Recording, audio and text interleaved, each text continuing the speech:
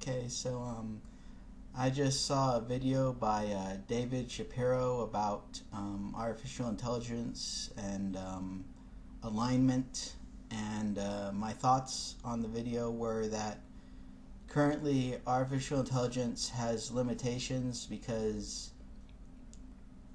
first of all, they're only language models, so that means that they can't really do things in the way that humans can. So the thing is that humans are three-dimensional, language is one-dimensional, it's just a line. But the thing is that humans have the ability to understand the third dimension, at least 2.5 dimensions. So the thing is that with language, it can't really do much. So the thing is that I'm going to have to explain what intelligence is in the sense that humans have it. See, there are constraints. So the thing is that humans evolved to maintain homeostatic equilibrium. So in homeostatic equilibrium, we try to survive, and in order to survive, we can't kill ourselves by doing stupid things like going up to a lion and punching it in the face just for no reason or something like that, you know. So the thing is that humans have a brain, and that brain is used to, first of all, it's used to understand things. And so in order to understand things, we have to know how things work. And in order to understand how things work, we have to store all the information in our brains. But the thing is that there's this thing called the combinatorial optimization problem. The thing is that we cannot store, see, if we wanted to store all the knowledge in the entire world in our brain, it would have to be the size of the galaxy. If we wanted to store all abstract concepts, it would have to be the size of the Earth. But the thing is that our brains are the size of about the size of a rock. So the thing is, because our brains are the size of the rock, it has to be limited. So there has to be constraints. It can't store everything that's all possible ever. So what happens is we have this thing called working memory, and working memory is used to create algorithms of how things work, and then that's put into long-term memory. So short-term memory, then working memory, then long-term memory. We get some information, we compare it to itself and everything in our long-term memory, and then we store it. So, for example, working memory usually contains about 7 items. So the thing is that if the human brain operates at 7 items at a time, then that means that's the number of combinations it can anticipate is 7 times 7. So it's like you have 7 things that you're thinking about, and they're compared to each other all at the same time, and that's 49 combinations at once. Now that's the average. That's an average IQ of 100. And so the thing is that in computers, they, for example, AlphaFold, where it's trying to figure out how all the proteins in the entire world that exists can be folded together. So the thing is that it's very slow because it has to do all the combinations at once. So so that's the thing is that, but the thing is that it doesn't store it anywhere. It doesn't say okay, so I know all the I have all these proteins and stuff. What do I do with them? You have to use a human to figure out what to do with all these folded proteins.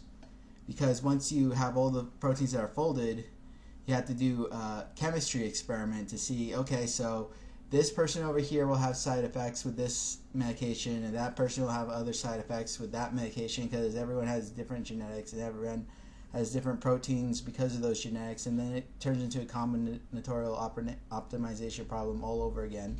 And so in order to eliminate this problem, humans do on average 49 combinations a second, and when you increase that number, for example, an IQ level of 200 would be 27 times 27 combinations, because it has 27 thoughts in the front of the brain. And so the thing is that means that it can compare 27 things all to each other at the same time. That's about 739 operations a second. And so an IQ of 200 is the limit for humans, basically, just because that's how IQ tests work. And because IQ tests work that way, my estimate for the processing of information for the highest level of person would be 27, all compared to itself in the front part of the brain.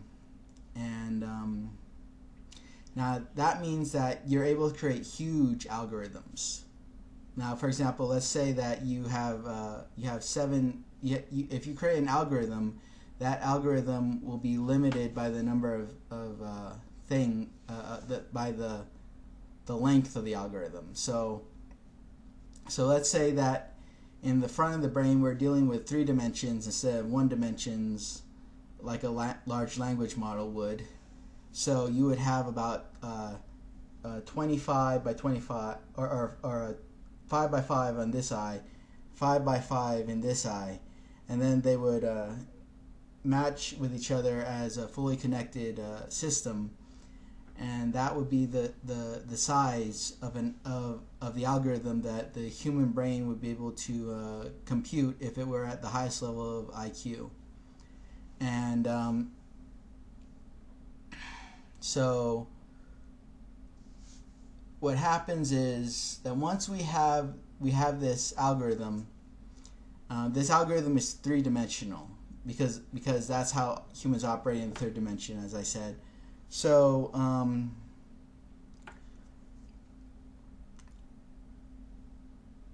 they found out about this in the 90s, and it was called SOAR architecture.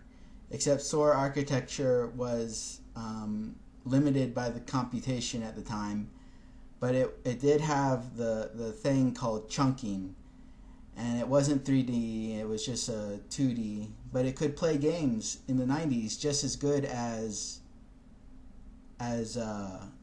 DeepMind from Google. Like they played Atari in 2014, but they could do that in 1995. So what's the difference?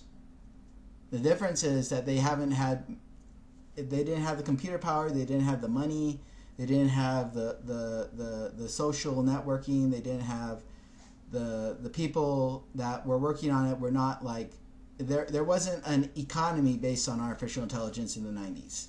So now we have an economy in the 2020s based on artificial intelligence, figuring out how to make it work.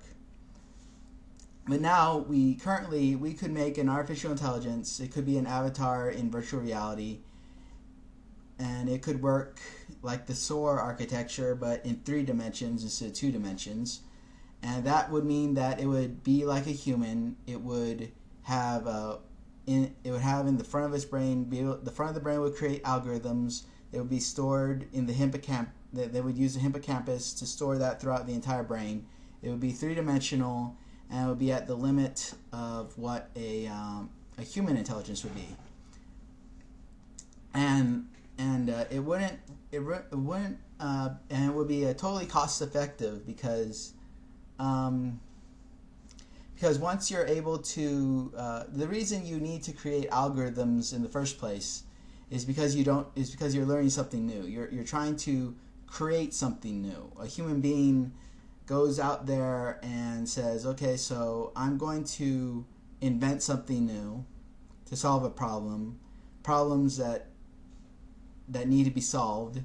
I have a long-term memory. I have a crystallized memory. So crystallized memory is the part that stores all the algorithms, and working memory is the part that creates new algorithms. So it's like the stored algorithms versus the creation of algorithms, and that has to work together. Otherwise, it's not going to actually be an artificial intelligence that we can say is general. So that's the whole point of this video, is to say that artificial general intelligence requires more than a large language model, but it's still going to be effective as the top person that could exist, and